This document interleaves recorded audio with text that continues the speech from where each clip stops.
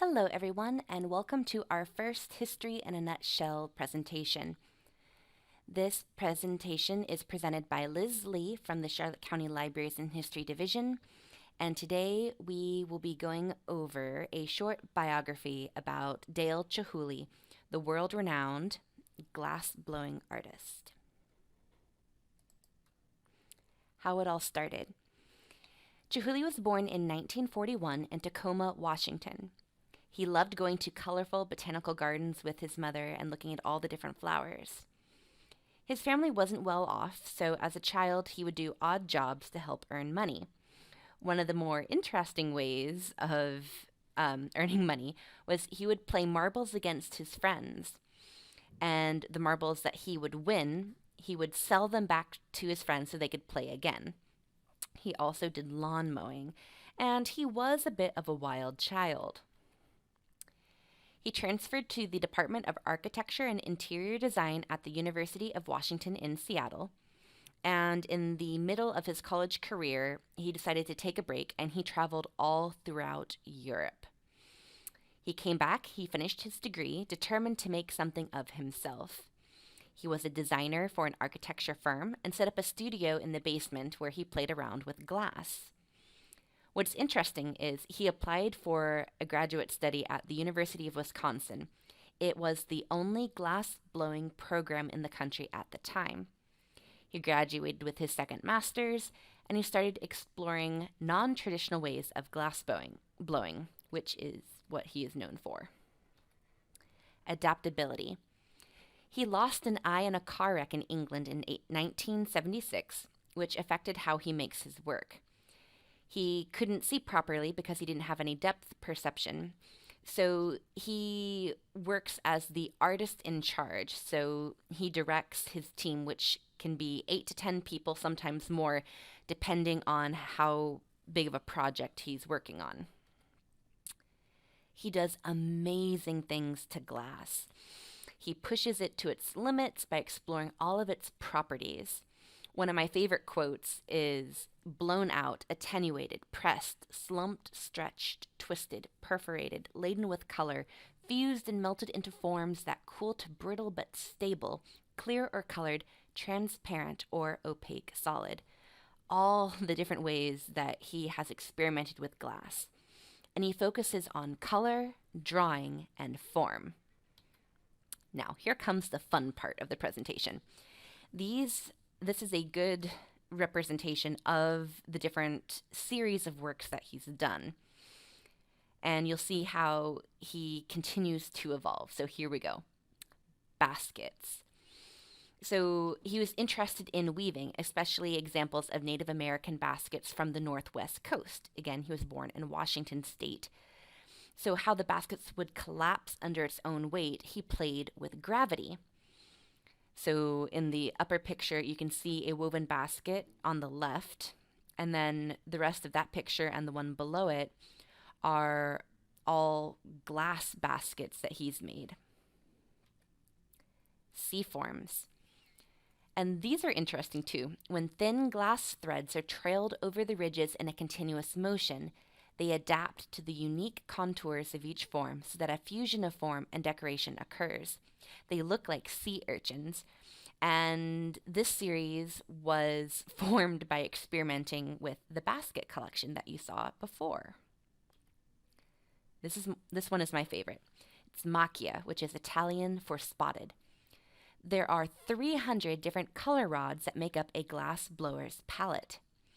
And in 1981, he said, "I'm going to use all 300 colors in as many possible variations and combinations as I can." And he did that. What's neat about the Machia collection are they look like geological formations. Next is Chihuly's Persian Collection. Chihuly and his team played around with forms. They show elasticity and frozen movement.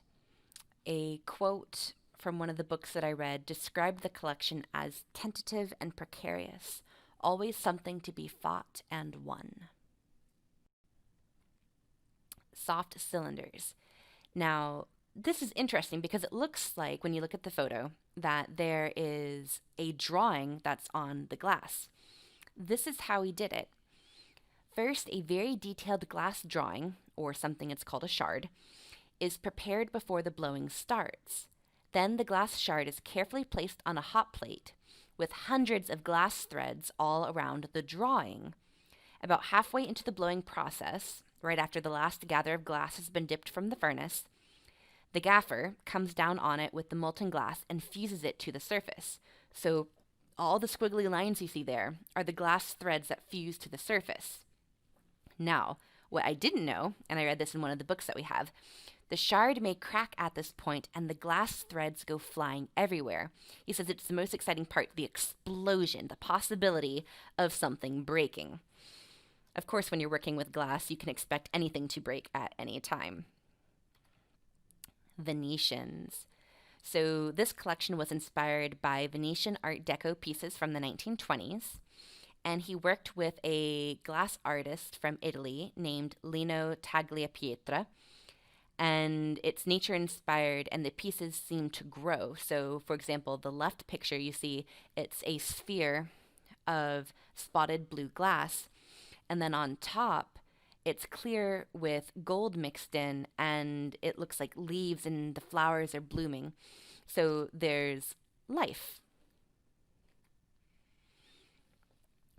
His next series is called Ikebana, which is inspired by the Japanese art of flower arranging, but of course with a Chihuly twist. Mainly, making it much, much larger scale.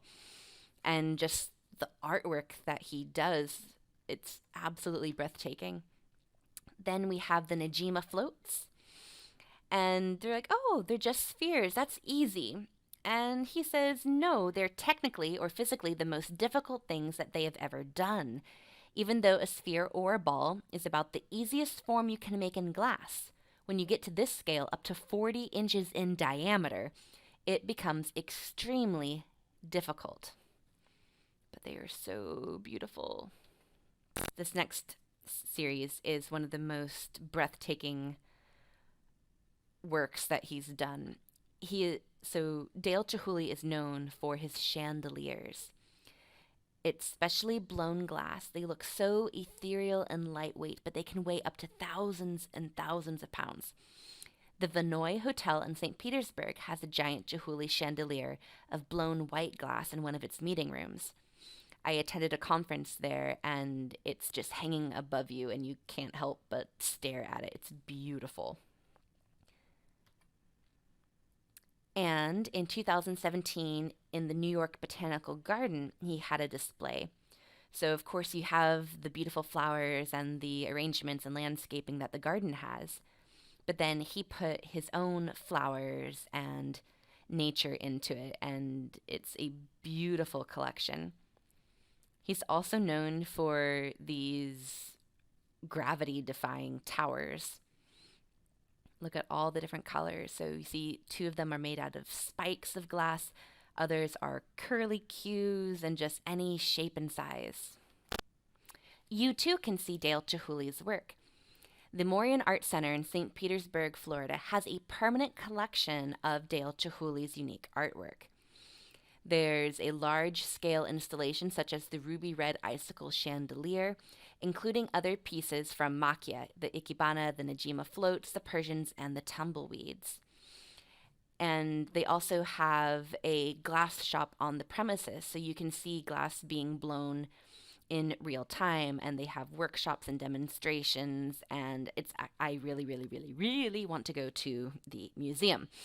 But you too can go, and I have included the address at the bottom of the slide. These are the references and resources that I used. 2 of them are books that we have. One is Chihuly, Form from Fire by Walter D. Bernard and Henry Geldzahler, and that is at the Mid-County Regional Library, and you can place that one on hold. And the other one, the more recent one, is a juvenile biography, and it's called World of Glass, The Art of Dale Chihuly by Jan Greenberg and Sandra Jordan. And he is still alive and he is still doing different collections. There was one in Arizona a short while ago. And again, his work is absolutely breathtaking. So, thank you for joining me for our first History in a Nutshell. And next month, we will be learning about Henry Flagler and the trains in Florida in the 1920s. So, I look forward to seeing you then, and I hope you have a wonderful day.